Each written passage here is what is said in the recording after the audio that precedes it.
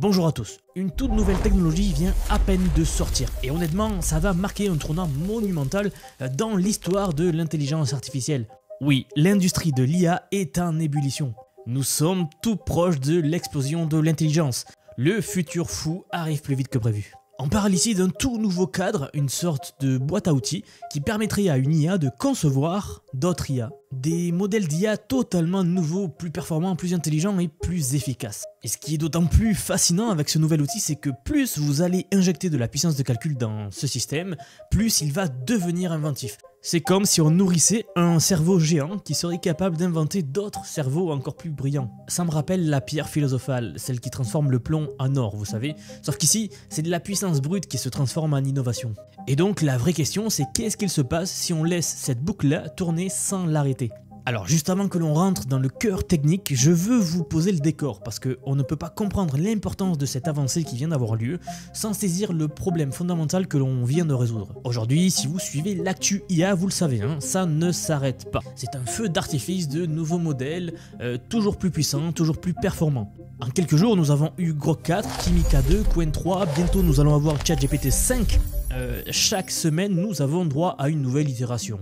Et dans les coulisses, on a des générateurs d'images, des nouveaux générateurs de voix, de vidéos par IA qui atteignent des niveaux que même le niveau Hollywood n'aurait pas imaginé il y a à peine 5 ans, même à peine 2 ans. C'est vraiment vertigineux. Et pourtant, malgré toute cette frénésie, il y a une limite, une seule, et elle était humaine. Oui, la limite c'est nous. On va analyser tout ça aujourd'hui. Alors il s'agit d'un article scientifique paru il y a très peu, qui fait beaucoup de bruit dans le monde de l'IA, il est assez technique, mais comme d'habitude, pas de soucis. Dans cette vidéo, je vais vous l'expliquer en termes simples, on va pas se perdre dans les termes barbants ou des choses qu'on ne comprend pas. Nous allons voir comment cela fonctionne et ses résultats incroyables ainsi que ses limites. Alors on y va. Très rapidement avant de commencer, rappel habituel, donc, si vous appréciez la vidéo tout au long de son visionnage, n'hésitez pas à vous abonner, ça soutiendra beaucoup la chaîne. Je vous rappelle également que j'ai mis en place une newsletter. Il y a beaucoup trop de news dans le monde de l'IA, je ne peux pas tout couvrir sur YouTube, donc venez vous y inscrire, je vous envoie un email de lundi à vendredi avec les meilleurs résumés de toute l'actu tech. Et pour finir, je vous rappelle que vous pouvez venir nous rejoindre sur X, Twitter. Ici, on va encore plus loin et on couvre vraiment tout ce qu'il s'y passe heure par heure, donc venez si cela vous intéresse. Ceci étant dit, on commence. Alors, le vrai problème, c'est qu'aujourd'hui, les chercheurs humains sont littéralement dépassés. Ils n'arrivent plus à suivre la cadence, tout simplement. Et ce ne sont pas mes mots, c'est ce que eux-mêmes, ces chercheurs-là, déclarent dans leur article, en phrase d'introduction. En gros, ils nous disent que la vitesse de la recherche en IA est directement limitée par notre capacité cognitive, donc sous-entendu les humains. En d'autres termes, ce n'est pas la machine qui ralentit, c'est nous. Notre temps, notre attention, notre bande passante mentale, tout ça, ça devient un vrai facteur limitant dans ce domaine-là, et ô combien c'est vrai. C'est un goulot d'étranglement, et ça ralentit tout le reste en fait. Donc oui, en réalité, le frein à l'innovation, ce n'est pas la puissance brute, ce ne sont ni les GPU, ni les téraoctets de données d'entraînement. On en a déjà à l'appel, même si pas assez bien sûr, on pourrait aller plus vite si on en avait plus. Mais ce qui coince vraiment, c'est le fait que tous les modèles que vous utilisez aujourd'hui, que ce soit ChatGPT, Grok, Gemini, eh bien tous ont été conçus par des cerveaux humains. Des cerveaux brillants certes, mais humains.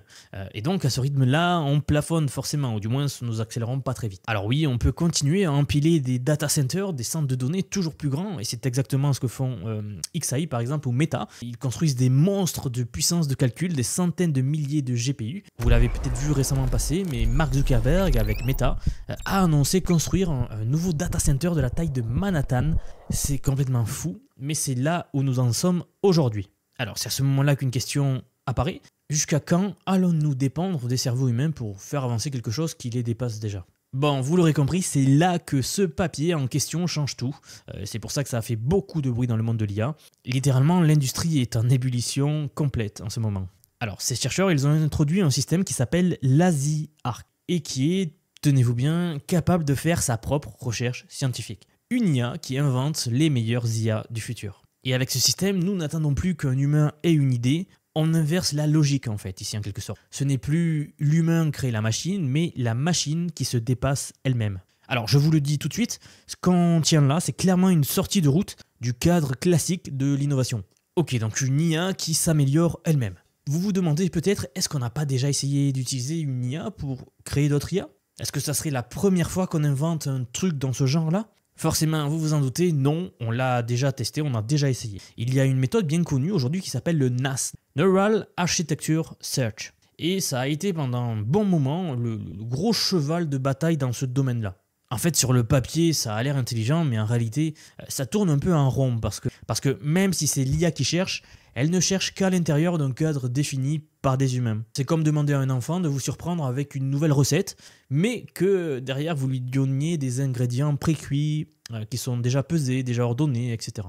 Ici, dans ce cadre-là, on ne pourrait pas inventer un plat venu d'une autre planète. Et en plus, cette méthode du NAS, elle est très gourmande en ressources. Alors oui, on avait déjà tenté quelque chose, mais clairement, ça a échoué. Aujourd'hui, cela change. Regardez, ici en bas, ils nous ont mis un schéma qui représente ce système. Et concrètement, ce que ça fait, c'est que ça permet à une intelligence artificielle d'inventer de nouvelles architectures neuronales, donc en gros des nouveaux algorithmes pour les IA. C'est littéralement une IA qui crée la prochaine génération d'IA. Donc un système autonome sans avoir besoin d'humains, qui tourne tout seul, vous allez entrer un peu de puissance de calcul et ça tourne encore et encore et encore. Ils appellent ça la boucle itérative fermée, c'est ce qu'on va voir maintenant. Mais en gros, rien que le nom, c'est un concept, une sorte de darwinisme algorithmique. Alors maintenant, dans cette technologie, en fait, il y a une boucle, et cette boucle, elle est composée de 4 composants essentiels que vous voyez ici. Mais commençons par le premier qui est le plus important et qui donne le ton, c'est celui-ci ici, qui s'appelle le researcher, donc traduit en français par le chercheur. Là, il vous faut tout simplement imaginer un cerveau numérique, mais obsédé par une seule chose, inventer. Ils ont d'ailleurs illustré cela en mettant un cerveau ici. En gros, ce qu'essaie de faire cette partie-là, le chercheur, c'est qu'il essaie de concevoir des façons totalement inédites de bâtir un modèle d'IA.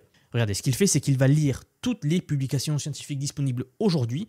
Donc regardez, sur Hugging Face, sur Archive, sur plein de sites de papiers scientifiques. Il va extraire et l'intégrer dans sa base de données, ce qu'ils ont appelé la base de cognition, et c'est dans ça que va piocher le chercheur. Alors petite remarque, si vous êtes l'un de mes élèves, ça vous devez savoir ce que c'est maintenant, puisque je vous l'ai appris récemment dans la dernière mise à jour que j'ai faite. Oui, c'est une base de données de la même façon que je vous ai appris à la faire. Bon, et ça c'était un petit aparté. Et donc le chercheur, une fois qu'il propose son idée novatrice, à partir de ce qui n'existe pas encore dans les papiers scientifiques, il va implémenter le code que vous voyez ici et se valider lui-même, puis recommencer la boucle encore et encore. Et c'est là que commence vraiment la boucle importante en fait. Car à chaque fois qu'il va recommencer ce processus-là, il va piocher au hasard dans les 10 meilleures architectures qu'il a déjà trouvées. Il prend ce qu'on appelle l'architecture parent, puis il va chercher d'autres idées comme ça. Nous le verrons de façon visualisée un peu plus tard. Mais dans tous les cas, c'est comme un processus génétique, mais appliqué au numérique. Si vous suivez la chaîne, je pense que vous avez déjà vu passer ce concept, car ça remonte à quelques papiers en arrière que cette technique a été inventée, on l'a couvert ici même. Eh bien, ils se basent sur la même chose. Ils appliquent les principes de Darwin et de l'évolution ici aux algorithmes. C'est ce qu'ont donc fait ces chercheurs et c'est ce que fait ceci. Bon, il fait ça jusqu'à qu'il trouve une idée qui tient la route. Et une fois qu'il trouve cette fameuse idée-là, il va passer le relais à ce qu'ils appellent ici l'ingénieur. Donc ça, c'est une autre partie de l'algorithme. Il faut voir ça comme un autre agent en fait. Il va prendre les commandes et il va tester le code, tout simplement. Et là, il va aller vraiment loin pour le tester. Vous avez donc ce duo-là, chercheur-ingénieur, qui vont itérer en permanence. Et en parallèle de tout cela, vous avez ici à droite un mécanisme qui sert pour l'auto-révision. Et ça, je vous l'assure, on est sur quelque chose que même les chercheurs les plus expérimentés aujourd'hui ont du mal à maintenir au quotidien. Une boucle de correction autonome en fait, qui tourne en permanence et qui va en quelque sorte garder en mémoire les erreurs et les corriger. L'IA, elle va débugger son propre code. Donc c'est très intéressant et une innovation également par rapport à cette boucle d'auto-analyse, c'est que ce système il embarque un contrôle qualité automatisé. Autrement dit, de manière simple en fait, il va analyser si le code prévu va prendre 2 ou 3 fois plus de temps que prévu, ou alors si les performances attendues ne seront pas si énormes que prévu, et s'il trouve quelque chose de bizarre ou qui potentiellement va ralentir le système, il coupe tout, il arrête tout. C'est en fait la première IA qui apprend à ne pas insister quand ça sert à rien. Donc c'est plutôt pas mal. Et voilà, c'est ce système entier qui forme ici l'ASI Arc, donc cette sublime nouvelle technologie. Alors ça, c'était les grandes lignes de son fonctionnement. Maintenant, accrochez-vous parce que les résultats sont franchement bluffants également. Vous allez voir que ce système, il n'a pas pondu quelques idées bancales à la volée. En fait, les chercheurs nous indiquent, dès le début même, qu'en fait, il a découvert 106 nouvelles architectures d'attention linéaire, donc des algorithmes d'IA, qui sont à la pointe de l'état de l'art. Vous le voyez ici, State of Art, le SOTA. Et quand on parle d'état de l'art, on parle vraiment d'architecture, en fait, d'algorithmes qui dépassent ce qu'on avait jusqu'ici, ou du moins ce qui sont à leur niveau.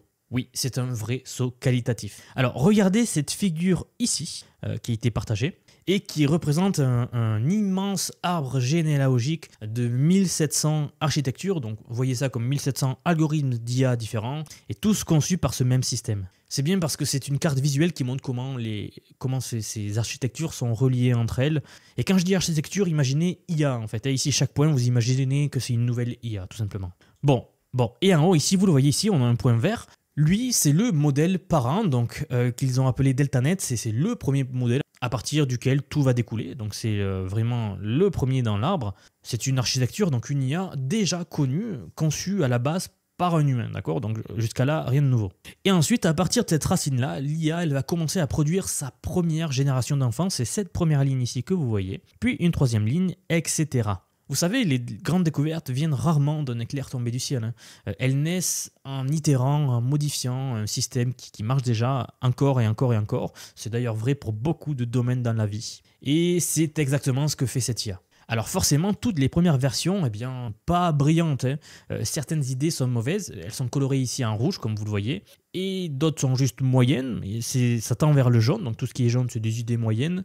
Mais il y a quelques idées qui sont colorées vers le bleu et qui là, pour le coup, dépassent le premier modèle, le modèle parent. Donc qu'est-ce que l'on fait? On prend ces modèles-là qui sont mieux et on va recommencer, c'est-à-dire que ce modèle va devenir le modèle parent et on va refaire la boucle. Et vous remarquez ce qu'il se passe? Plus on descend dans l'arbre et plus le bleu devient foncé. Et c'est là où le changement il est massif, c'est pour ça que l'industrie de l'IA elle est en ébullition. Ce genre de méthode, je vous le disais tout à l'heure, 2-3 papiers en arrière, nous l'avions déjà eu. Des gens avaient déjà testé cette méthode-là. Sauf que plus on descendait l'arbre et il n'y avait pas d'amélioration notable. C'est-à-dire que par exemple les modèles qui se trouvaient ici étaient colorés de cette façon-là, pareil. Mais là, on voit une vraie amélioration au fil des générations, ce qui est tout simplement inédit pour ce genre de technique. Je vous le rappelle, chaque point bleu, c'est un nouveau modèle qui dépasse le modèle initial conçu par l'humain. Donc là, l'IA elle a déjà conçu tous ces modèles-là complètement fous, de modèles qui sont meilleurs que ce qu'on a trouvé jusqu'ici. Oui, je le répète, que tous les modèles que tous les scientifiques humains ont trouvés jusqu'ici. Et c'est pas comme si on parlait d'un terrain vague à explorer, C'est un champ, un domaine déjà labouré par des années et des années de recherche scientifique humaine. C'est probablement pour ça que les auteurs ont osé, en fait, si vous regardez, mettre comme titre de papier scientifique AlphaGo Moment pour la découverte des modèles d'architecture IA. C'est très prétentieux et laissez-moi vous expliquer pourquoi. Petite parenthèse de 30 secondes. Cette expression, elle mérite vraiment qu'on s'y attarde. Si vous n'êtes pas du domaine, vous allez comprendre pourquoi. L'AlphaGo Moment, c'est le moment dans l'histoire où tout a basculé pour les IA. Donc, retour en 2016. À l'époque, Google DeepMind, le laboratoire IA de Google, balance une IA conçue pour jouer au Go. Il faut comprendre un truc, c'est que le Go, c'est pas les échecs. C'est un jeu bien plus complexe, avec un nombre de combinaisons possibles qui dépasse même le nombre d'atomes dans l'univers observable. Donc forcément, face à un tel jeu, impossible de le résoudre par force brute. En fait, ce jeu, c'est un système de stratégie à long terme, de pattern recognition, en quelque sorte un jeu d'intuition en fait, qui est même presque spirituel dans certaines cultures asiatiques. Et pourtant, donc, à cette époque-là, Google DeepMind organise un match entre AlphaGo et le champion du monde de l'époque, Lee Sedol. C'est à ce moment-là qu'à la deuxième partie, au 37e coup pour être plus exact, qui est devenu culte, AlphaGo fait un mouvement improbable, tellement bizarre que tous les commentateurs se disent c'est un bug, c'est un glitch, c'est une erreur grossière. Sauf que non en fait. C'était un coup génial, un coup qui sortait complètement des codes, que personne n'aurait jamais joué à ce moment-là de la partie. Et quelques dizaines de minutes plus tard, Lee Sedol, le champion, est complètement détruit. Le gars, il a littéralement dû sortir prendre l'air après, tellement il était sous le choc.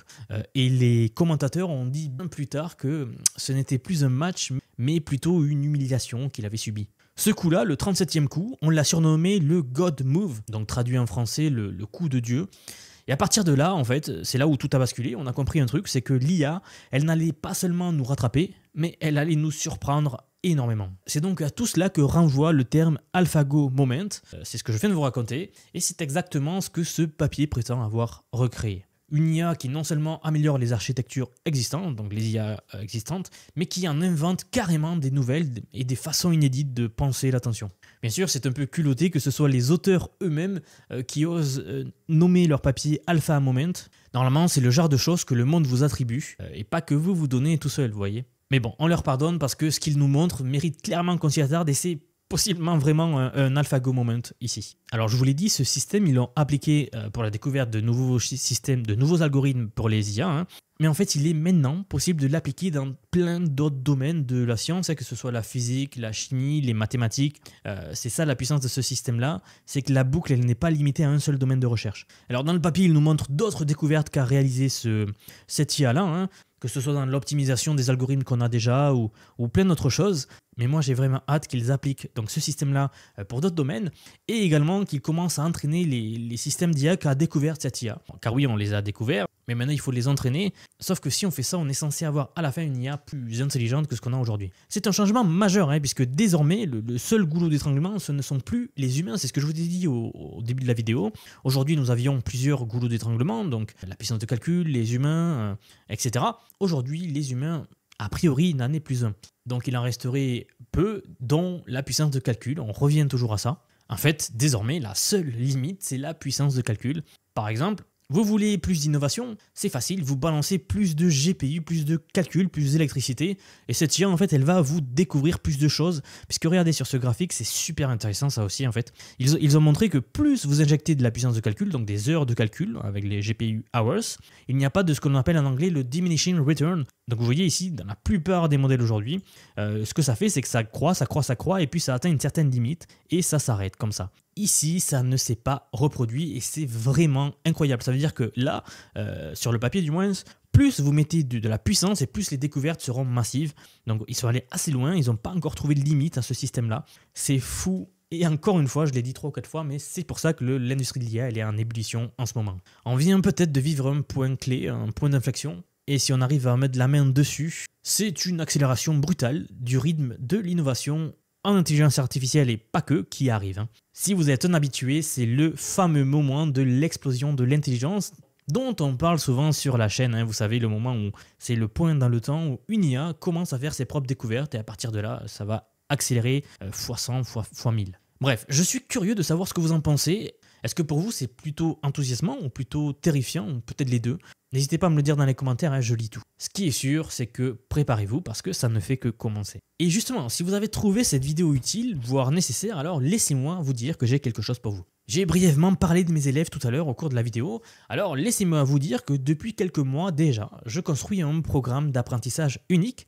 Je vous apprends tous les aspects de l'IA. Oui, c'est une formation pensée pour vous transmettre tout ce que je sais, alors non seulement sur les modèles comme GPT, Claude, Grok, mais vraiment sur tous les outils, comment créer des vidéos par IA, comment créer des images, de la voix par IA, comment créer des agents IA qui vont travailler à votre place, comment faire de la programmation informatique sans savoir coder grâce aux IA, etc. En fait, j'en passe, je vous apprends énormément de choses. C'est une formation vivante, constamment mise à jour, c'est important, hein, et qui a déjà permis à plus de 3000 personnes de devenir non seulement compétents, mais vraiment stratégiques avec l'IA. Pas besoin d'être développeur, pas besoin d'avoir un profil technique. Je vous prends par la main et avec des leçons vidéo claires, je vous montre tout ça. Cette semaine, je viens de publier la plus grosse mise à jour de la formation à ce jour, où je vous apprends concrètement à créer des agents qui travaillent pour vous. Et oui, si vous nous rejoignez maintenant, vous aurez accès à toutes les évolutions du futur, sans surcoût, accès illimité à vie à tout ce que je veux vous apprendre. C'est maintenant ou jamais qu'il faut passer à l'action. Vous avez le lien en dessous de la vidéo, donc en commentaire épinglé ou en description de celle-ci. En tout cas, moi, je serai très heureux de vous accueillir dans le programme. Merci pour avoir regardé cette vidéo. Comme d'habitude, n'hésitez pas à vous abonner si ce n'est pas fait, vous ne louperez plus ce genre de vidéo. N'hésitez pas également à la liker ou à la partager. En tout cas, merci à nouveau et je vous retrouve très vite dans une prochaine vidéo. Albert, tu savais que Vision IA révolutionne l'intelligence artificielle? Oui, bien sûr, je les suis sur X.com. Exactement. Follow Vision IA sur X pour devenir un génie de l'IA.